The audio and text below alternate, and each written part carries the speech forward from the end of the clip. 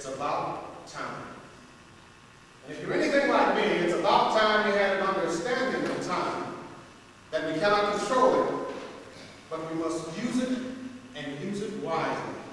Why? Because we are all born with an expiration date.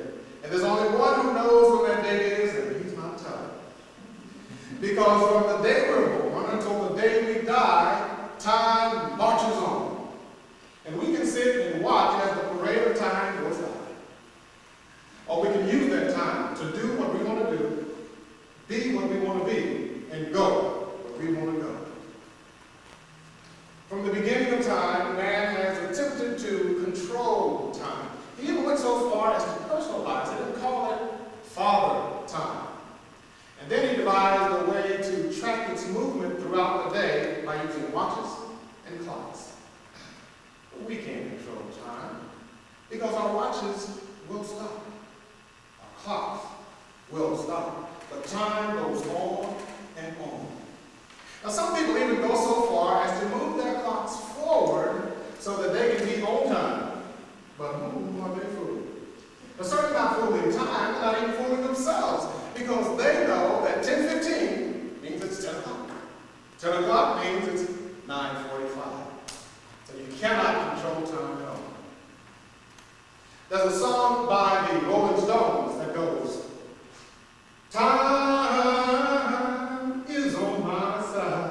Yes, it is. Sing that with me. Time is on my side. Yes, it is. No, it's not. Time is not on your side because time does not help anyone. Time does not hurt anyone. Time knows no one. Time is just funny like that. Time is the only thing that can be fast and slow at the same time. For instance, a man sitting on death row has 1 hour to live. That is the shortest hour he will ever face. Meanwhile, a girl awaiting a heart transplant has to wait for 1 hour. That is the longest hour she will ever experience. The reality is that there is no long or short hour. An hour is still 60 minutes. Then the question begs to be answered. What is time? One definition of time is it's the non-spatial continuum in which events occur in apparently irreversible succession. In other words, I don't know what time is, because I don't know what that is. But what I do know is that we must use our time wisely. There was a young man who wanted to tell his mother that he loved her. Seems simple, right? Well, once you consider the fact that as he was growing up, he was never told those words. That made it extremely difficult for him to say. Though he wanted to tell her so bad, he couldn't do it. Now, one thing he knew for certain was that his mother loved him very much, and he loved her very much. He just didn't say the words.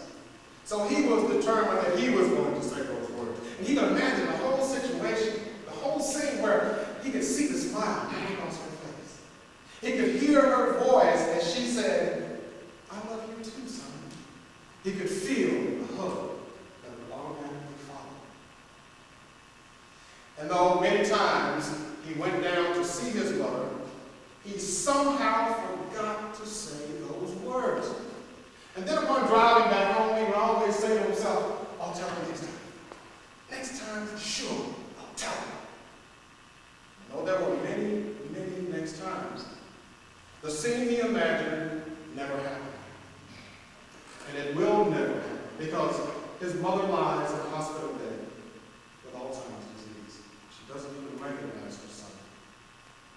And yes, he did get around to telling his mother that he loved her, but there was no smile, no reciprocal, I love you too, son, no hug. There was barely a hint of recognition. See, his time was up. That's a true story, because the mother's name is Annie Smith.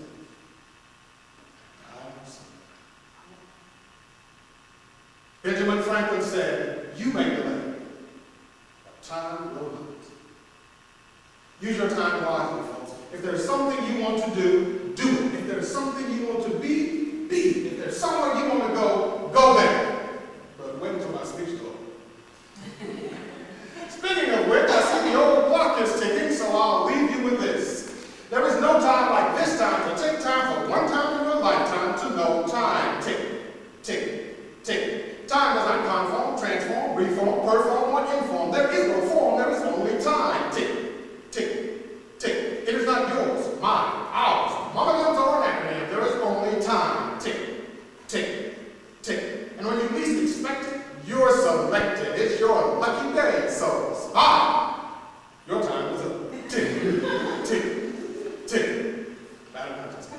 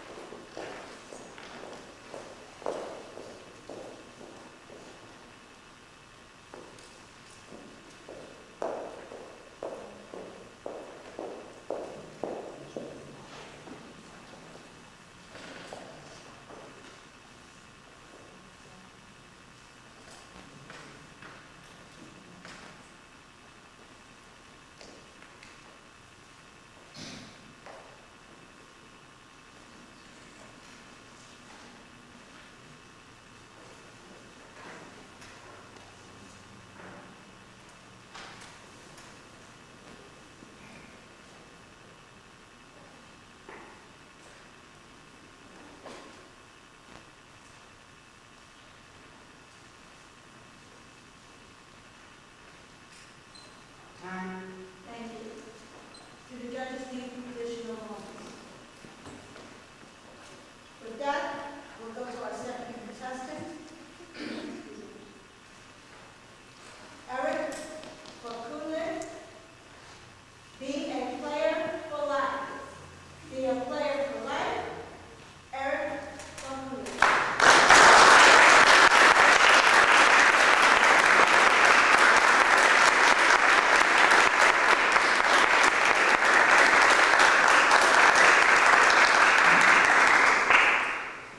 The NBA championships. 4 seconds left on the clock. Jordan with the ball. 4, 3, 2, 1. Jordan shoots and scores! And the Wizards win the championship. Madam Toastmaster, fellow Toastmasters, and guests. Michael Jordan is a player in life.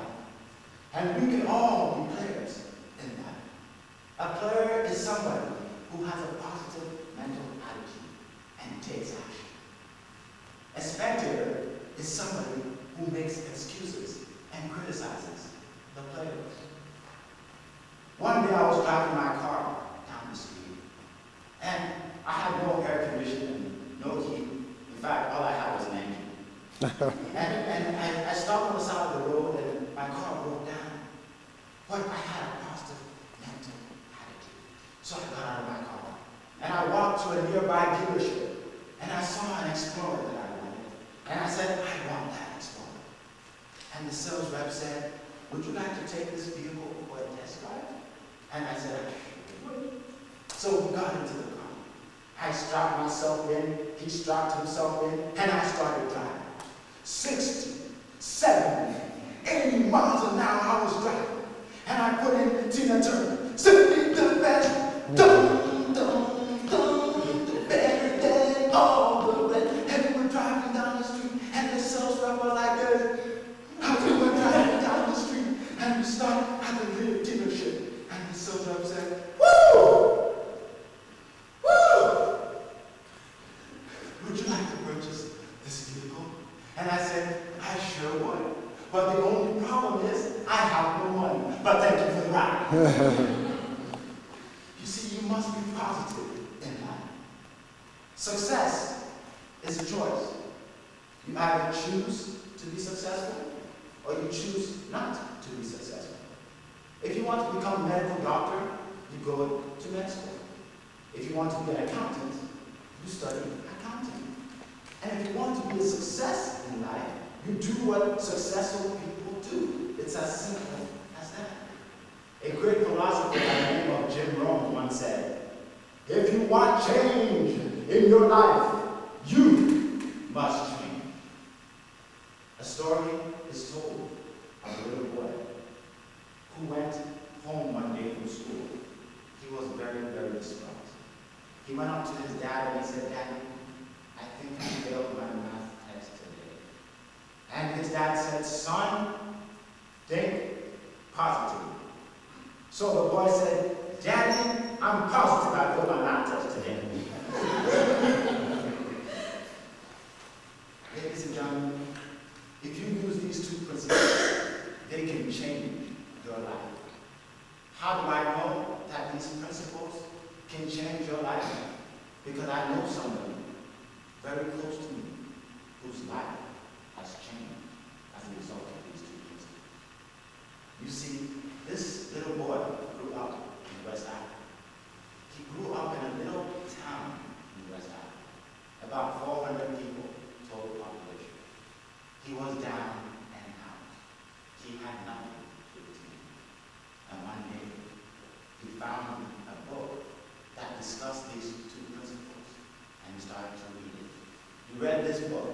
He internalized these principles, and then he went up to the mirror one day and pointed to the mirror and said, no more excuses.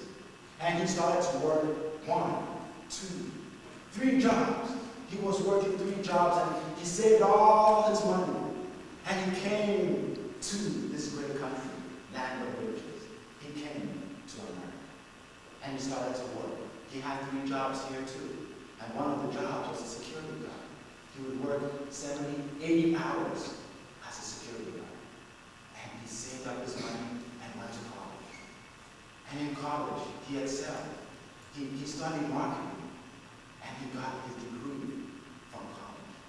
And then he went on to work for the Xerox Corporation, a huge corporation. He excelled there too. But there's one more thing he wanted to do. He wanted to go to law school. So again, he had to save up all his money. And then he ended up going to law school. And he studied hard, 3 long years, and eventually became a lawyer. Ladies and gentlemen, these principles worked for him. Because ordinary people can achieve extraordinary results with these 2 principles. Now it's your choice. Do you want to be a player in life? If you've always wanted to write a book, start today. Take action. If you've always wanted to go back to school, take action. Start today. If you've always wanted to start that business, start today. And you too can be a player in life.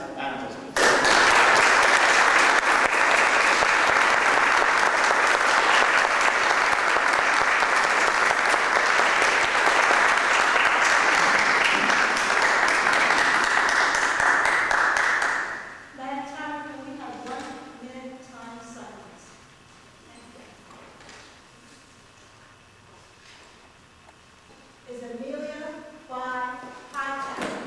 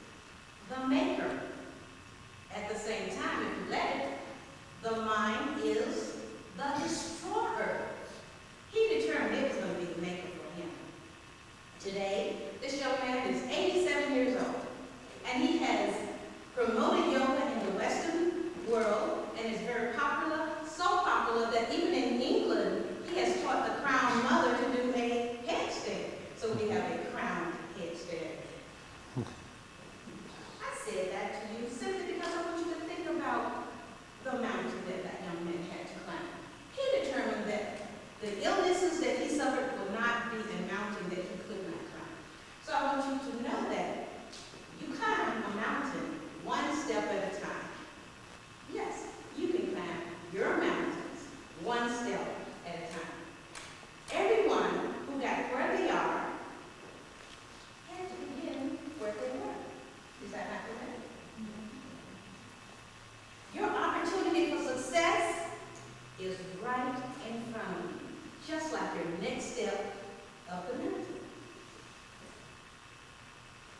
Have you ever thought about how do you climb a mountain? Sure, you got the equipment and you've got all the gear, but how do you climb a mountain? First, think about this. Where are you at this point in your life? I mean, on your mountain. Are you at the base of the mountain? Are you halfway up the mountain? Or are you at the summit?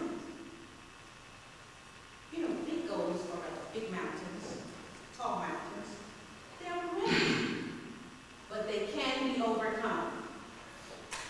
They can be overwhelming. Intimidation, procrastination, and fear can set in if you let it. To attain success or to reach your goal, don't worry about all of the answers in advance. You just need to have a clear idea of your goal and simply move towards it. So don't worry about having all the answers.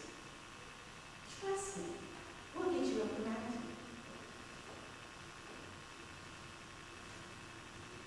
First, make your own road up the mountain. Find the side route and avoid the traffic. Be innovative. Be different. Never stop moving. And when you're persistent, that next step will be just as easy as the last one. Continue going up that mountain. In other words, take action. Never stop.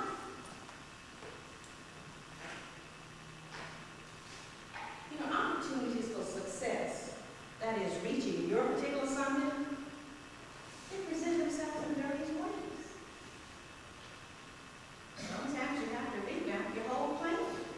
Isn't that correct? Talk, read, check out areas outside of your particular interests. You never know what you may find.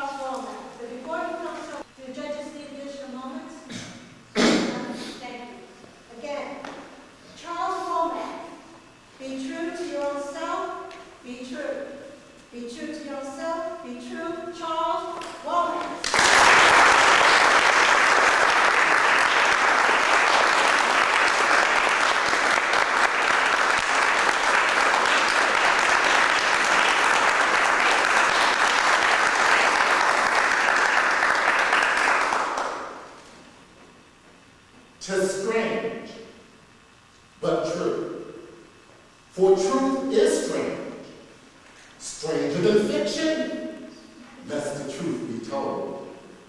Be true to thine own self, be true.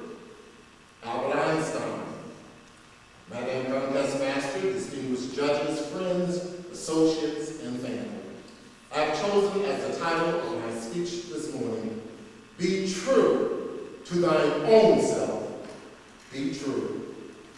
You know, we all have challenges in life as we've been called to carry out specific responsibilities. Responsibilities as leaders, mentors, entrepreneurs, just persons who have been called to transform their own lives. And I'm a firm believer that consists of each and every one of us that are here today. As a matter of fact, we thank our powers above for the mastermind alliances, the allies, the associates who have been there to allow us to lean on their shoulders as we went through the challenges of our world.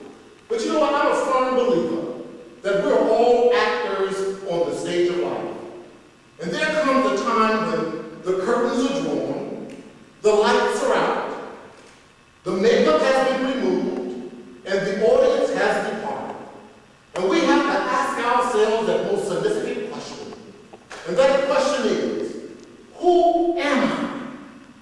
Who am I really? You see, we all have been called to carry out these responsibilities. And there's a thing called the outer and the inner mask. The outer mask is designed to tell the audience that everything is just fine, that there are no problems. And it's also designed to keep certain forces at their specific distance so they do not bring us harm. And then there is the inner mask. And there lies the emotions. The emotions of jealousy, anger, manipulation, fear. All of these emotions. But you know what? These emotions must be protected. No, the audience just won't understand. So therefore, we keep them concealed. You know, I personally have had to take that intimidating inventory of my life. And because of that, I walked down the eternal corridors of my soul. And when I did so, I saw a number of caves against the wall. And I walked to the first cave. And out came the force of Mr. Fear. And I spent some time with Mr. Fear. But Mr. Fear, he had such an intimidating force about him. He was worried and always concerned about everything and anything, so I had to move on. And the next cave I came upon was Mr. Insecurity. After spending a little time with Mr. Insecurity, I realized that Mr. Insecurity was so paranoid. I mean, he thought that everybody and everything was trying to lay obstacles in his way. So truly that made me uncomfortable, so I moved on. And then I came upon the cave of Mr. Anxiety. Mr. Anxiety just couldn't stay still, so surely we left him alone. I came upon the final cave, and this cave illuminated with forces above all other. And this was the cave of the home of Mr. Arrogance. You see, Mr. Arrogance, the problem with him is that he didn't even know he was deceiving himself. And this is what I learned about that journey down the eternal corridors of my soul, and that is, they had been there for a very long time. Yes, they were old and they were gray, but the thing that perplexed me was that they were so strong. And then I heard that still small voice, and it said, Charles, Charles, who are you? Who are you really? Are you the person, the false, the image that you portray beyond and among the audience? Or is there another? And if there is another, you're going to have to name it in order to tame it. It reminds me of a story of a man that was on death row. And this man had actually had about 45 minutes left in his life, and he was eating his final meal. He was enjoying that meal. And the thing about it, he had this facial expression of happiness and joy. And the priest was in the room, and the priest said, hold on, my brother. I'm a little perplexed here. He said, I don't understand something, and what I don't understand is that how can you be so happy? How can you be filled with joy knowing that you're about said, Father, he said, I have spent all of my life. I spent every moment of my life allowing all of these negative emotions to hinder me. The emotion of jealousy, the emotion of anger, the emotion of insecurity, anxiety, and fear. And that's why I'm where I am right now. And I refuse to waste one more second, one more minute of my life to the negative forces that hinder me from the responsibility and the torch that has been given me. And that's why I say to us today, let's not let any of the negative forces and thoughts hinder us from the responsibility that we have been called to carry out.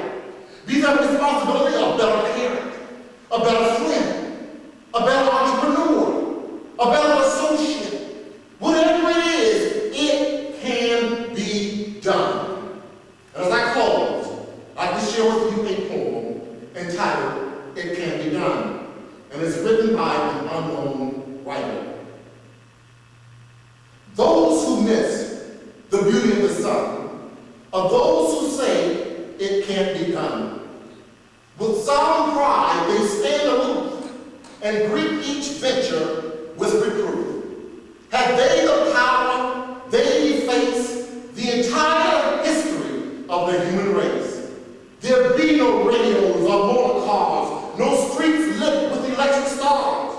There'll be no telegraphs or telephones. We'll all live in the age of stone.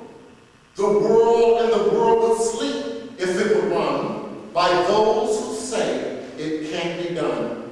It can be done. It can be done. But in the process of doing it, remember, be true to thine own self. Be true. Madam President.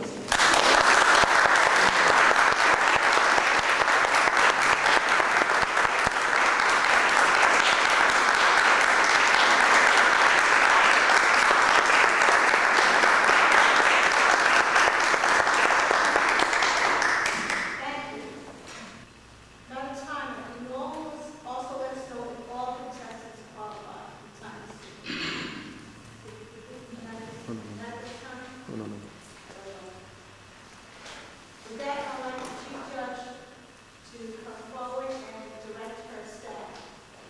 Chief Judge Anita Jefferson.